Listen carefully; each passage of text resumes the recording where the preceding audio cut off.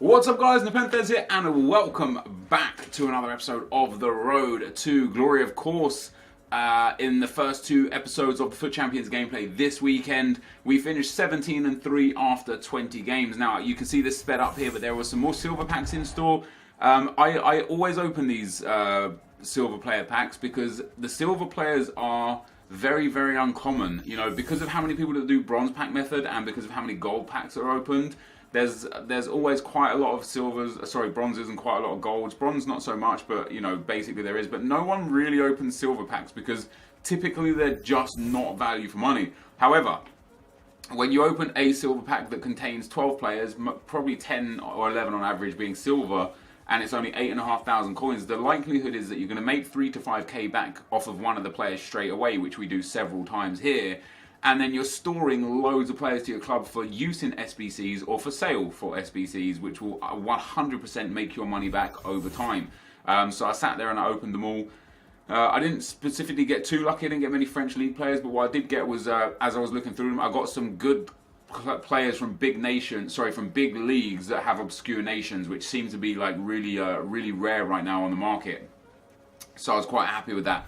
But as we go through these, before we get into the games, guys, to come up with some more questions before we get into the questions in the comments, thank you again for the unbelievable support on the series. You guys have no idea how much your support means to me. It's just crazy, overwhelming. You know, I don't know exactly how many subs we have on this channel, but we're closing in on 200,000, I believe, which is just insane.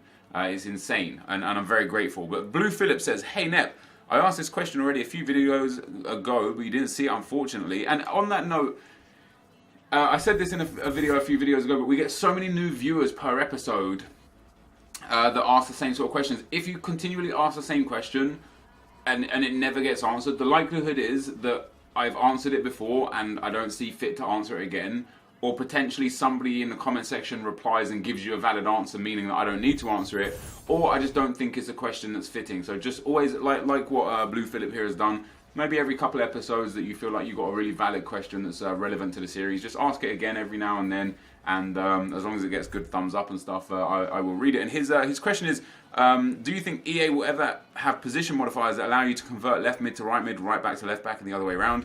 And also, do you like this idea of being able to switch player size in FARC? Greetings from Germany, I really love your videos. Well, thank you for the kind words, dude. Yeah, I mean, I don't think EA will ever do it, just because it then negates the whole position change informs and stuff that they seem to like hoard off of. You know, like, could you imagine if you could just turn Ronaldo to a right mid? I don't think they'll do it because of that. However, I do think that they should do it. You know, Cristiano Ronaldo can play at striker and plays at striker most of the time. Alexis Sanchez is Arsenal's number 9 this season, yet he's a left wing in Ultimate Team.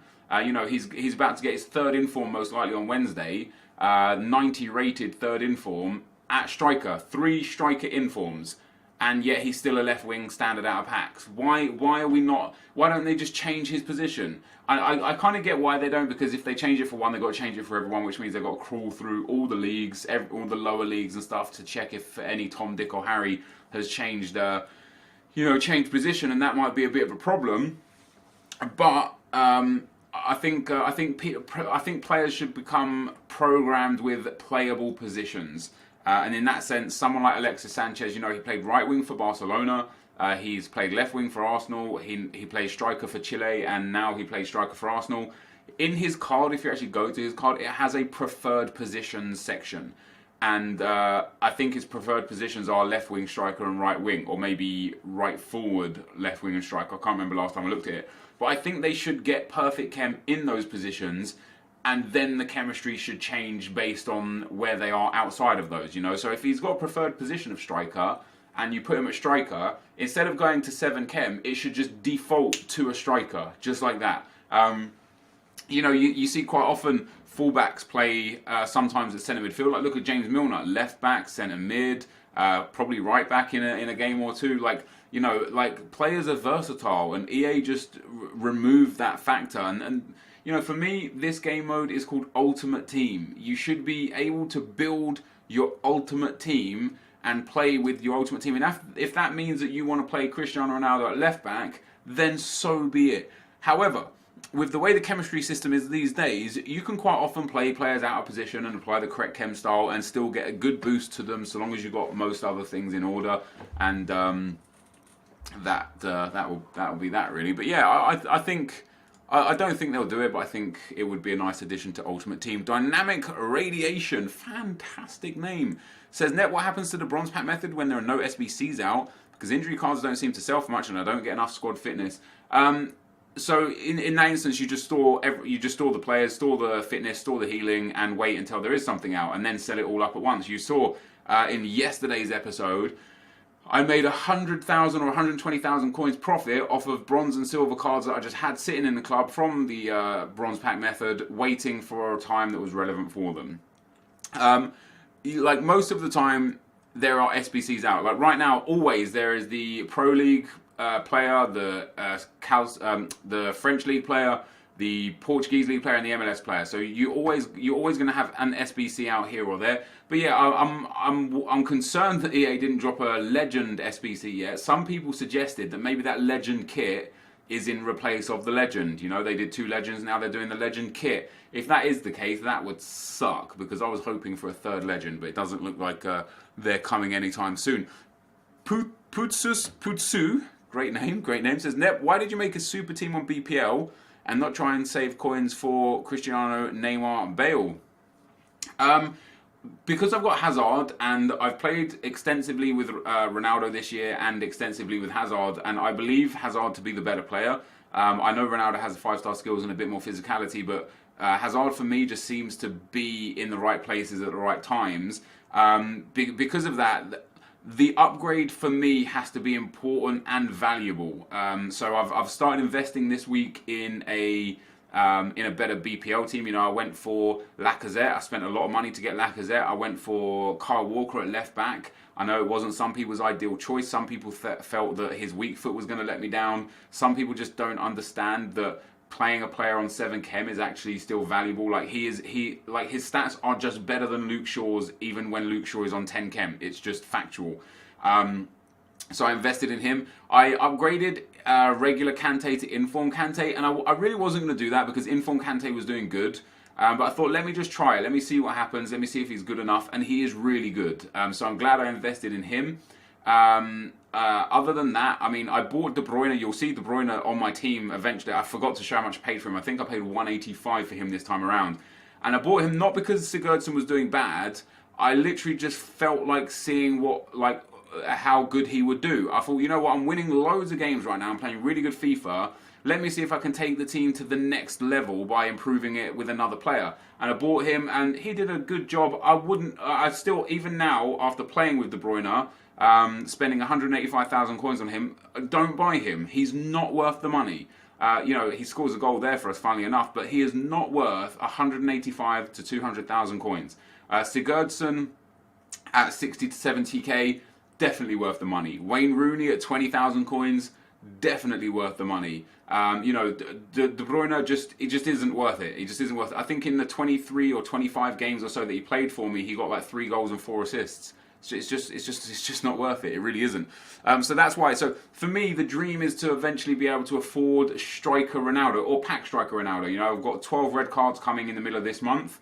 There is a striker Ronaldo in packs for those 12 red cards for the Foot Champions monthly rewards. So yeah, there's hope for me to potentially get him. And what I want is, you know, Hazard left forward, striker Ronaldo, Gareth Bale right forwards, and a legend midfielder, Patrick Vieira, to link them all together, and then Kante, Walker, and Bailly, Smalling and such in defence, and just whoever down the right hand side, because Bale will already have the cam. So basically, where I've got right now Lacazette and Fekir, I want Ronaldo and Bale. That's kind of like the aim. That's the next goal, is to upgrade to those two. I'm a ways off of those two. You know, like Gareth Bale I could afford if I sold some certain things here or there. In fact, Ronaldo I could afford if I sold some certain things here or there as well. But Ronaldo would take up everything that I've got, and then I wouldn't do well in FUT Champs. So, I couldn't even afford the regular. In fact, right now, I can't afford to strike Ronaldo 100%. I probably couldn't even afford the regular Ronaldo because he's like 1.5 million right now. I don't know how much I've got in assets. And at this moment in time, I don't really care. I've got a lot of stuff in this club. I've invested in some informs. I've got like 20 or 30 special cards, 20 or 30 informs or Movember cards.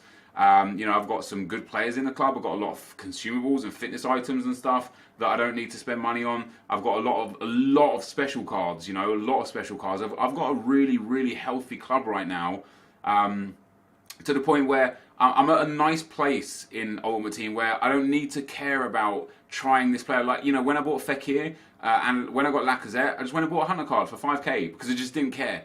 Normally, 3, 4, 5 weeks ago, I'll be like, right, should I start with a Hawk and then see if I want to move up to a Hunter because I don't really want to spend the 5k right now. But now it's like, hey, 5k is 5k. I'm going to make, 100,000 coins plus some 100k packs off FUT Champions this weekend. It's 5k. Let's just do it. So, I'm in a position where I've got so many coins. I'm in a good position where I don't have to care or worry about this or that. And I could just do whatever the hell I want to do. Apart from buying the absolute elite players, which eventually I will get to. So that's why I made a super team in BPL and not La Liga.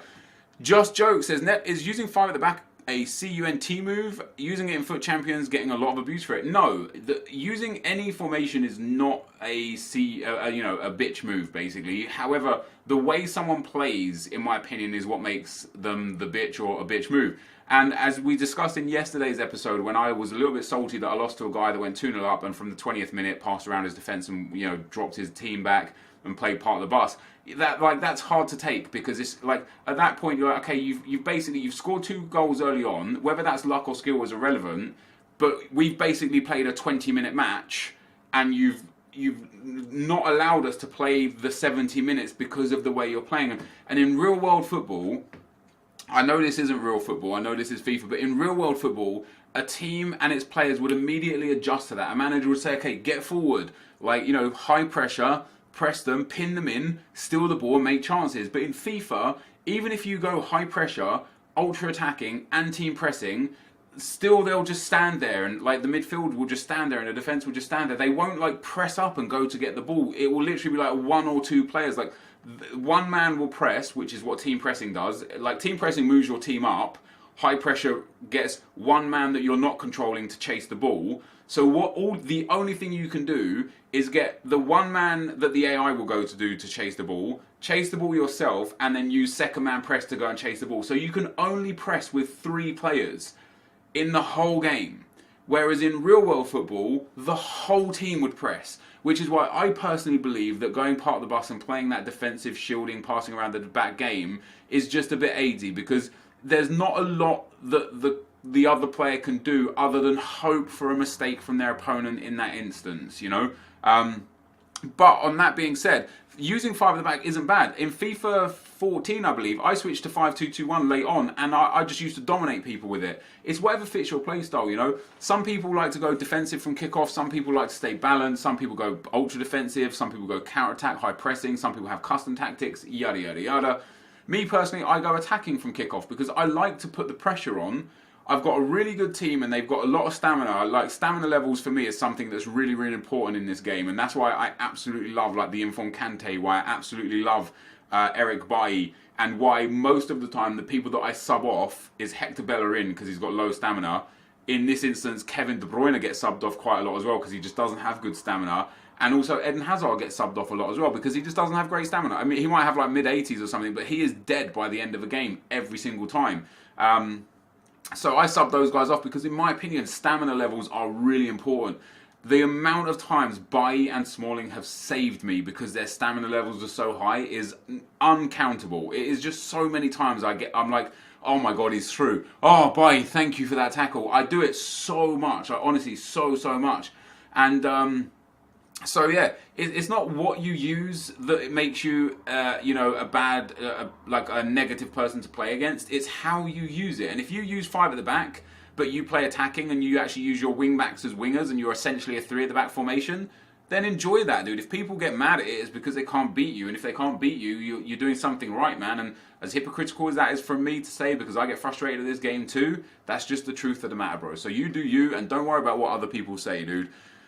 Aaron Edge says, Nep, I have nearly 3,500 players in my club and 3,000 are bronze players, and I'm not sure whether or not to do the upgrade method or should I just keep hold on to them for future squad builder challenges. Now more than ever, just hold on to them, dude. The upgrade packs are just not worth it. You know, there's no longer one to watches in packs. There's no longer Movember cards in packs. You can't get legends in those 2-player packs. You're literally in a position where even if you got like an 85 or an 86 rated player, they're actually now only worth 7, 8, 9, 10,000 coins. And it's unlikely you'll get them. You would have to pull one of the absolute elite players to make it worth your while. And I don't believe that to be the case. And as shown by the SBC a couple days ago, where it required English League 3 and English League 4 players, holding on to them just pays dividends, man. It pays dividends. I made 120k in like an hour. It was great. It was just great. Definitely worth holding on to them, dude. I don't think that you won't see me use it again now. If Team of the Year players are in it, maybe I'll use it for Team of the Year, just for the bants. But if you were going to use it, it would probably be worth just going and buying 11 golds for 300 to 350 coins and trying it like that, trying your luck like that, because it's not going to really be worth it doing it the bronze pack method anymore. Ace Kyle says, Net, please answer. Last week I used a 10k team and got to gold 2. This week I used a 600k team and still got gold 2. What do you think is the issue here? The issue is that team isn't everything. I state it so many times. You are as good as you. You're not, like a player will make an important tackle or score an important goal here or there, but not to the tune of taking you from gold 2 to gold 1 or gold 2 to elite 3. Basically, gold 2 is you. That's where you're at right now, and you need to improve as a player, not improve your team to get better. I showed a few weeks back when I used a really cheap team coming into Foot Champions. I had Barkley, Gareth Barry, Roberto Firmino in my midfield. I had my 2 centre backs were Williams and Mustafi. I had Bellerin at right back and Clichy at left back and Butlin in goal. And then my untradables up top, and at that time it wasn't even Hazard. It was Son, Sterling, and I think Rashford was my attacker. Really, really cheap team, and I got Elite 3. And it's because the great teams will win you games in really, really even games. That is when they will shine through, and you'll see it a few times in these episodes here, where I win a game just because that Hazard just comes up trumps for me, or my opponent has this team here that you see on the screen now. That's a good team, apart from Dembele's not super. He's not bad, but he's not super. 77 rated, he runs out of stamina quite quickly, his finishing isn't the best. He would probably cost this guy a goal or 2, which could potentially cost him a game or 2. But ultimately, I think people need to get away from the stigma that expensive team equals good player more wins, because it's just not the truth. The truth of the matter is you are as good as you. And what I would suggest to people is find players that you like and that you're comfortable with, and use and abuse those. For me personally, I found quite a lot this year. That Kante, for me, I love him defensively and I think he's amazing. Offensively, he's not super. He's not bad, but he's not super. And sometimes he costs me goals because he's, whereas someone like Rooney, when I had Rooney in that right centre midfield spot, Rooney would bang in a 25-yarder that Kante just can't make, and that's the difference. The difference is a finite in teams, but if you've got like a 10k team and you got to goal 2, go back to that 10k team, but make improvements to the team for the player, not for the value. Don't be like, don't say, okay, you've got Walker at right back, so you're going to buy Zanetti because he's a legend, he must surely be better. That doesn't mean he's better. Like, Walker might just fit your style of play, Walker just might be the guy for you. And in terms of like attackers and stuff, you might just find someone that fits your style of play. Stick with them and improve them as an individual, and not for the value, but for the player. What you see me do here is, I like Luke Shaw in this game. I thought it was great.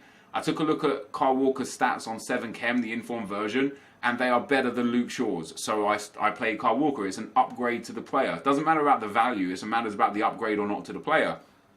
There also may be a case of the work rates which may or may not be super important, and the chem styles that you did or didn't have on individual players may be the difference. You know, you could have had 3 centre midfielders before that had medium-high work rates, so they were just really strong defensively, and you didn't even notice it too much. And then you spend 600k on a team, and before you know it, you've got 3 midfielders with high attacking work rates, and all of a sudden you're getting caught in behind so much. And at that point, it's more about your team cohesion rather than it is about the value of the player or the rating of the player. So definitely, I would say just look to build on your team rather than anything else. You know, that would probably be the best idea that I can give you. Alex Batrin says, what a game that was, by the way. I was dominating that guy, and then I went 4-3 down in the 83rd minute, equalised in the 90th minute, and then won it in extra time. Happy days. Alex Batrin says, hey Nep, do you think the FIFA trainer can help a rather new player get better at the game, even if they use it offline just to get a grip of the gameplay and find what playstyle suits them? I don't think it will help you offline. I don't think you'll get better at offline. I think you'll get better at defending offline because if you play on Legendary, because the AI is just an absolute beast when it comes to playing on Legendary or Ultimate Team difficulty.